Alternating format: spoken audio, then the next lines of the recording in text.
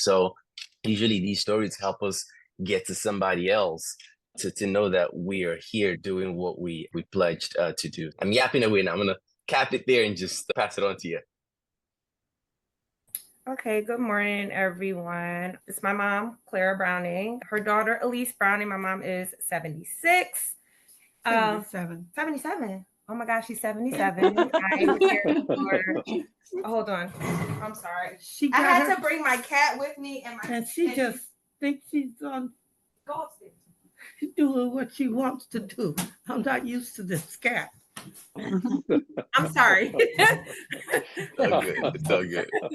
Okay, so to start off, I'm going to say this. My mom was fairly healthy.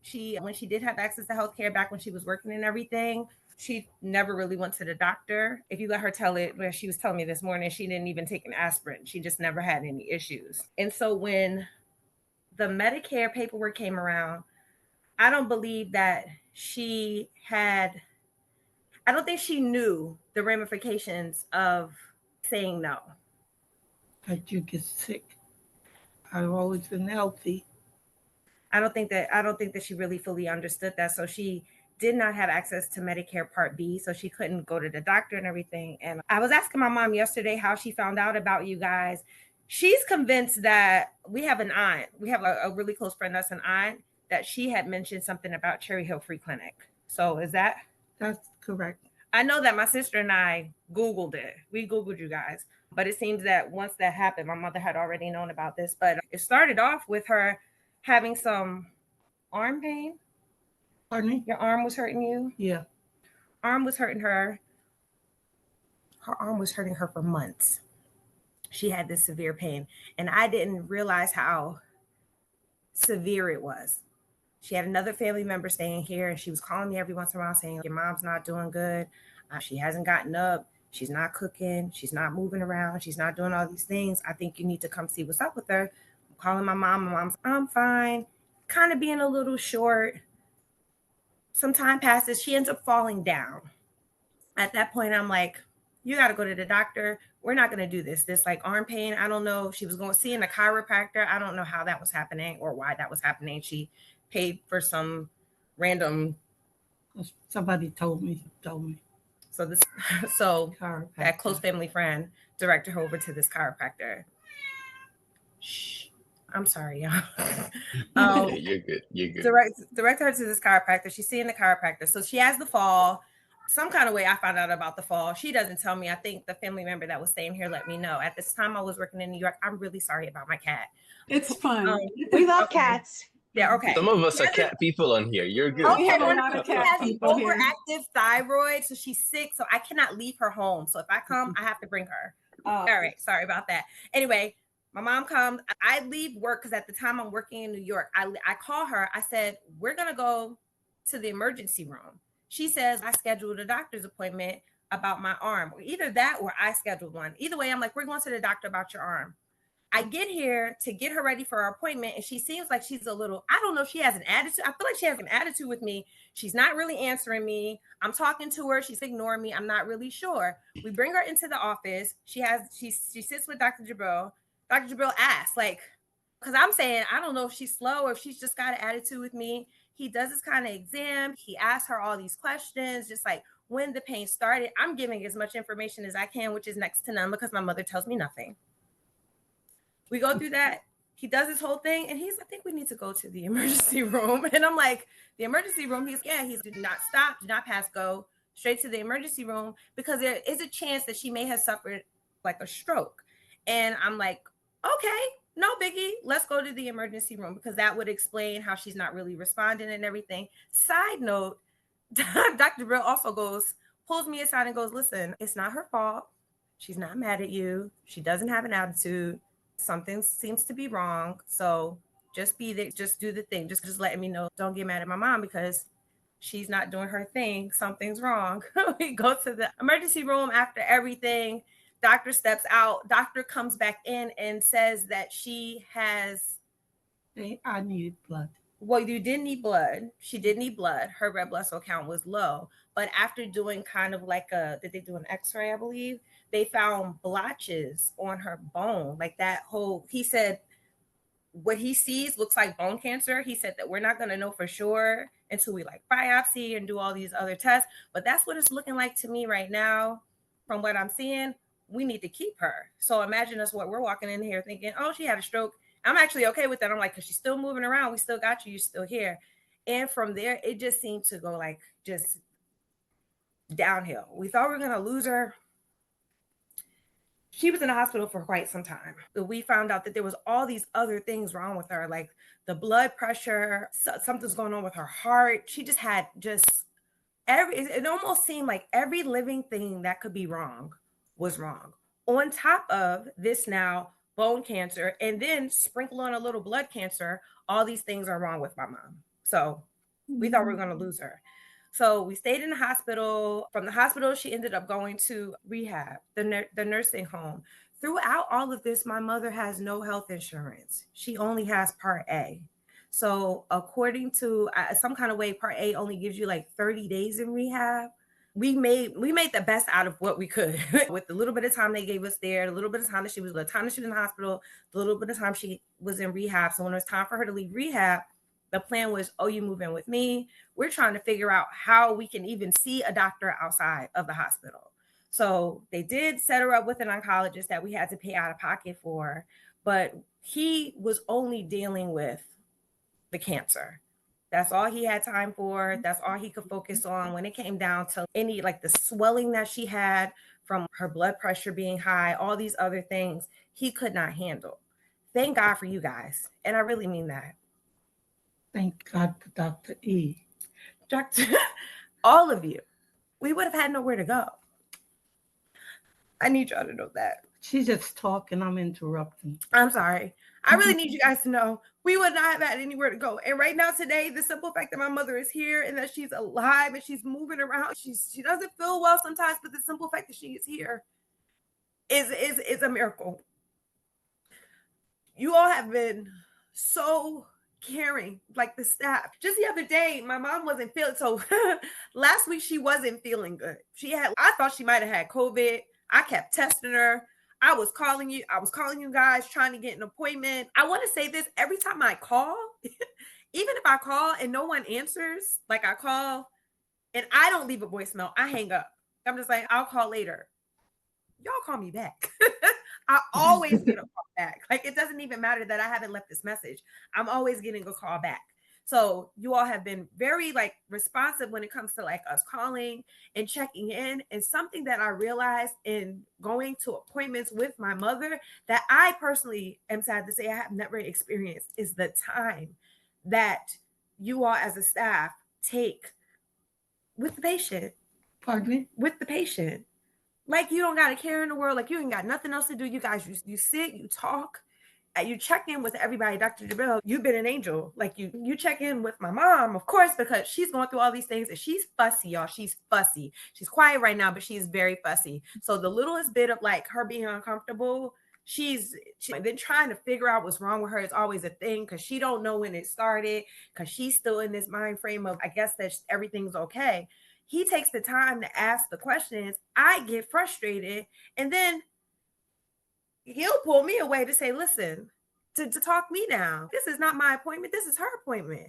But I'm just saying it's the overall care. It's not just you taking care of her health issues, but checking in on how everybody's feeling, how everyone's feeling, even though it is not my appointment, even though it's not my sister's appointment, when we all come with her and bring her to appointments.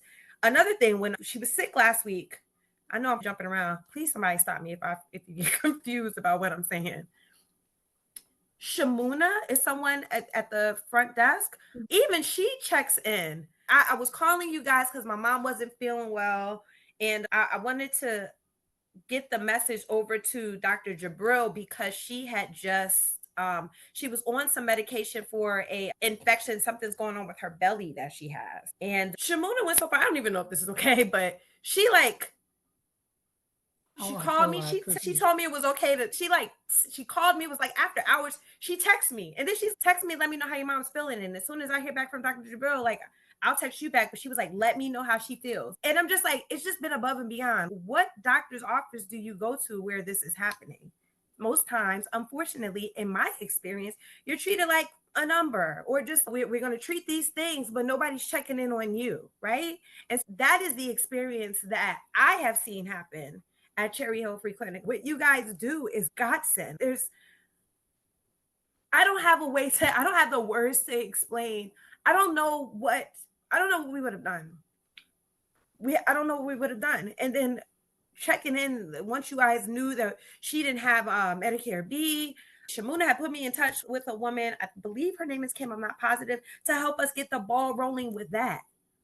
So we've sent all that information in, and we're just waiting. I don't know if we have to check the mail, but we're waiting for her to get that Medicare Part B. So it's been a journey. You guys have held our hand. I don't know if you all have any questions. I would be more than happy to try and answer, because I feel like I've been all over the place in my my story.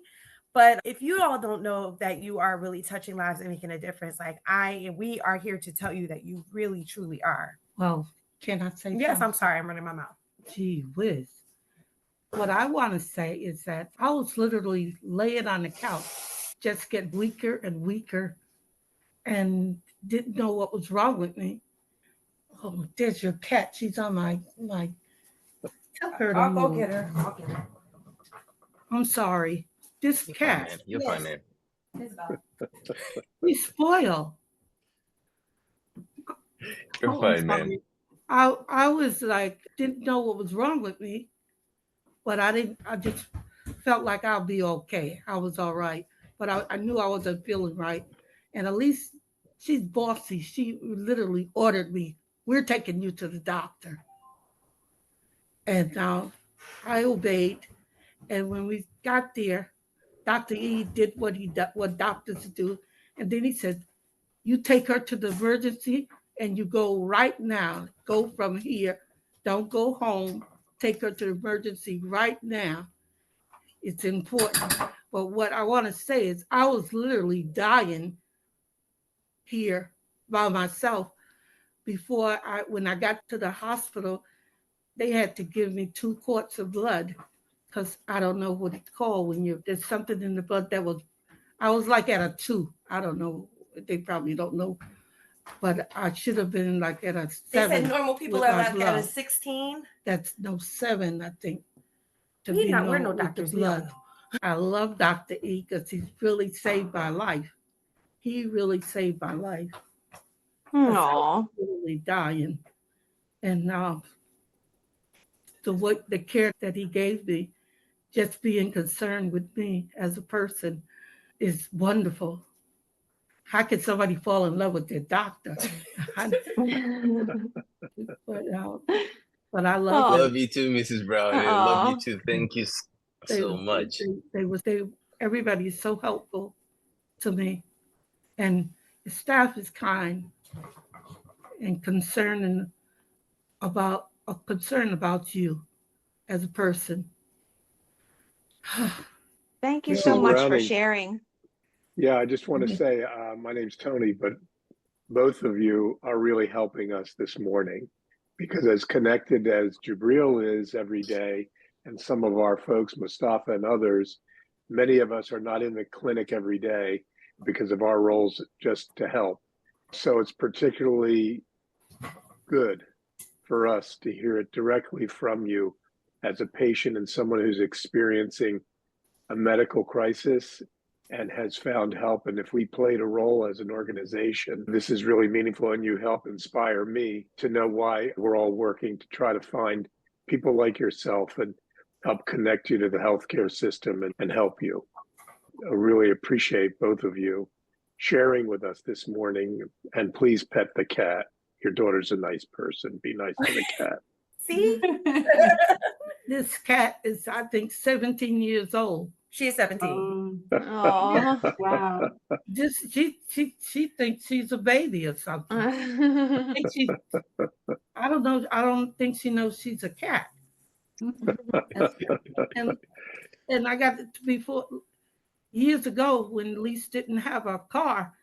She had a baby carriage, a cat carriage at the push. I thought she was out of her mind. Pushed the cat instead of her walking. She pushed it. I still have that courage, by the way. And I She also don't have want to. any children. That's the reason why I think. Oh. Yeah, she keeps getting all, she's hard-headed.